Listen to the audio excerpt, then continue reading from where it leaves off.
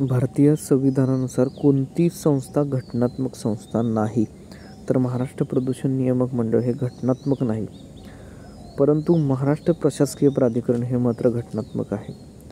पुढचा प्रश्न आहे प्रशिक्षण केंद्र आणि ठिकाण. महाराष्ट्र पोलीसचं प्रशिक्षण होतं नाशिकला. महाराष्ट्र गुप्तचर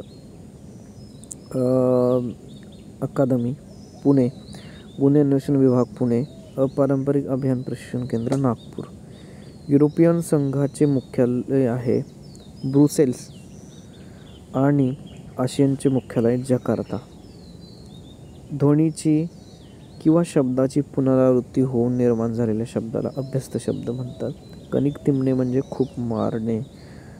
पुढचा प्रश्न आहे भारतीय लोकसभेत एकूण सध्या किती सदस्य आहेत? तर सध्या आहेत 545. नियमाप्रमाणे 550 आणि 2 ॲग्लो इंडियन आता रद्द करण्यात आले आहेत, त्यामुळे 550 एवढी संख्या आहे लोकसभेची. पुढचा प्रश्न आहे रायटर्स बिल्डिंग ही पाश्चात्य शैलीतील वास्तू कोणत्या शहरात आहे? कोलकाता. चहा बहार बंदर कोणत्या देशात आहे? इराण. हा एक प्रश्न अनेकदा रिपीट झालेला आहे. कोणता वायू गोबर गॅस आणि नॅचरल गॅस या दोघांमध्ये आढळतो? मिथेन वायू. बांबू म्हणजे एक प्रकारचं गवत आहे. पुढचा प्रश्न आहे माणसाच्या मांडीच्या हाडास कुठली संज्ञा दिली आहे? तर फिमर असंही म्हणतात. एकपेशीय प्राण्यास काय म्हणतात? आदिजीव. त्यानंतर आकाशातील निळा रंग प्रकाशाचे उदाहरण आहे. अपस्करण याचे उदाहरण आहे. कोणत्या प्रक्रियेमध्ये प्रकाशीय ऊर्जेचे रूपांतर रासायनिक ऊर्जेमध्ये होते? तर प्रकाश संश्लेषण या ऊर्जेचे. पुढे सॅटनिक फेसेस पुस्तकाचे लेखक आहेत सलमान रश्दी. शून्य गटातील वायू आहे हेलियम. म्हणून आवर्त सारणी संबंधी प्रश्न पाठ करून ठेवा.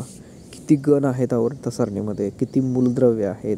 आवर्त सारणीचा शोध कोणी लावला? आधुनिक आवर्त सारणीचा शोध कोणी लावला? यासंबंधी अनेक प्रश्न आहेत. फॉर्म्युला 1चा प्रसिद्ध खेळाडू आहे मायकेल शूमाकर. आणि अतिशय महत्त्वाचा प्रश्न आहे भूदल दिन 15 जानेवारी, नौदल दिन 4 डिसेंबर आणि 8 ऑक्टोबर वायुदल दिन.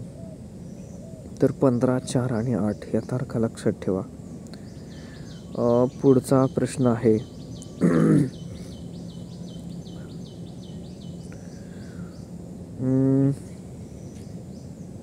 कोणता धातू उष्णते सर्वाधिक संवेदनशील आहे उष्णतेला? तर पारा. लोकसभेचे विद्यमान उपाध्यक्ष कोण आहेत? तर सध्या या पदावर कोण आहे? चेक करा. पुढचा प्रश्न आहे झेंडा सत्याग्रह केव्हा आणि कोठे कोणाच्या नेतृत्वाखाली झाला? तर झेंडा सत्याग्रह 1923 मध्ये नागपूर येथे झाला आणि पटेल नेहरूंच्या नेतृत्वाखाली झाला. ग्रँड स्लॅम हे शब्द कोणत्या खेळाशी संबंधित आहे? Lawn tennis.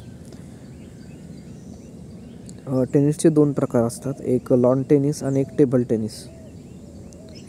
पुढचा प्रश्न आहे तर अतिशय महत्त्वाचा प्रश्न आहे मराठीच्या शब्दयोगी अव्ययाचे प्रकार येथे देण्यात आलेले आहेत.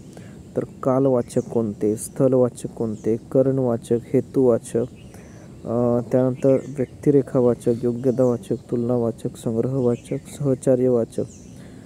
त्यानंतर या प्रकारामधले समोरचे जे अव्यय आहेत ते सर्व पाठ करणं गरजेचं आहे, कारण परीक्षेत प्रश्न आला होता 2018लाच. बर हे कोणत्या प्रकारचे शब्दगेय अव्यय आहे? तर परिमाणवाचक आहे. या प्रकारे प्रश्न परीक्षेत पडतात, म्हणून हा संपूर्ण ही स्लाईड हा तक्ता पाठ करणं गरजेचं आहे. अशा प्रकारे